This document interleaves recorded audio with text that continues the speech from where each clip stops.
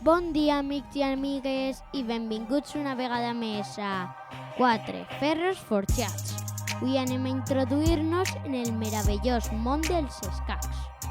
Els escacs es varen començar a jugar a l'Índia, un país asiàtic al voltant del segle VI després de Jesucrist, i s'anomenava Chaturanga, que significava 4 equips o exèrcits. Mitjançant l'anomenada Ruta de la Seda, arribà al nostre continent on va evolucionar per arribar als escacs que coneguem avui en dia, un joc practicat arreu del món.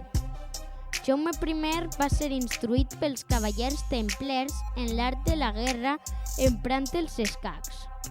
Ja al segle XX trobem grans jugadors com Kasparov i Karpov, i també grans jugadores com Judith Polgar i Nona Grapindashvili. Avui en dia es fan competicions d'escacs a nivell mundial. Als escacs es juga en un tauler de 8 columnes per 8 files. Hi ha 32 figures, 16 blanques i 16 negres.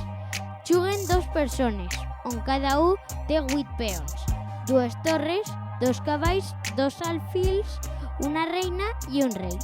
A continuació, anem a veure els moviments de cadascuna de les peces. Moviments del peó. Un peó només pot avançar cap avant una casella, però si és el seu primer moviment, ho pot fer 2 caselles. Si davant seu hi ha una peça, no pot moure's, però pot matar en diagonal.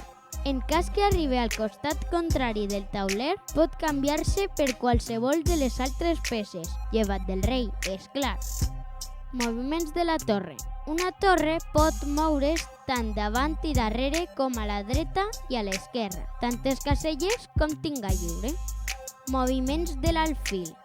L'alfil pot moure's en 2 diagonals, davant i darrere tantes caselles com tinga lliure.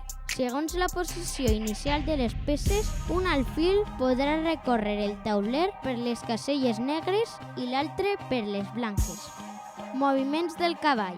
Un cavall es mou emprant el dibuix que anomenem en L, és a dir, 2 caselles en el seu eix horitzontal o vertical, i després una casella més a qualsevol costat d'eixa darrera casella.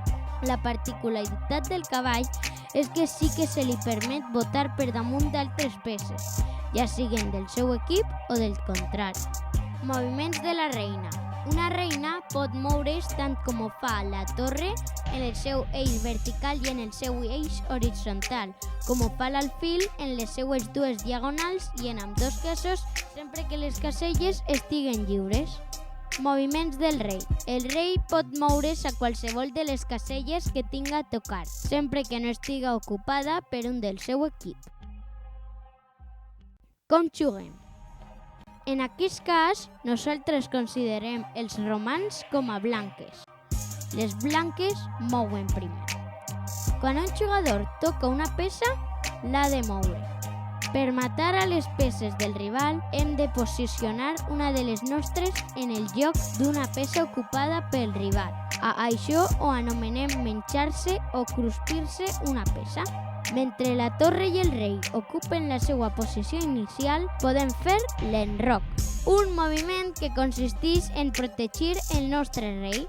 Quan un jugador amenaça directament el rei del rival, ha de dir escac al rei, per previndre'l que pot acabar la partida si no el protegeix o mou.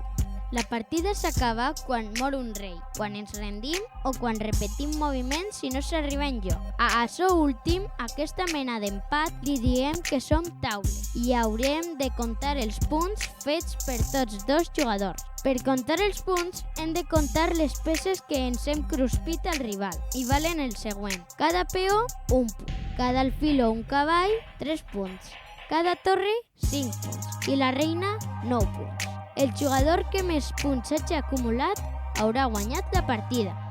Consell: abans de moure qualsevol peça, assegureu-vos que el vostre rei continua sa i estalvi. Les partides poden jugar-se amb temps o sense temps. Per poder eixamplar els coneixements al voltant dels escacs, podeu fer-li un cop d'ull al canal de YouTube Escacs en Català.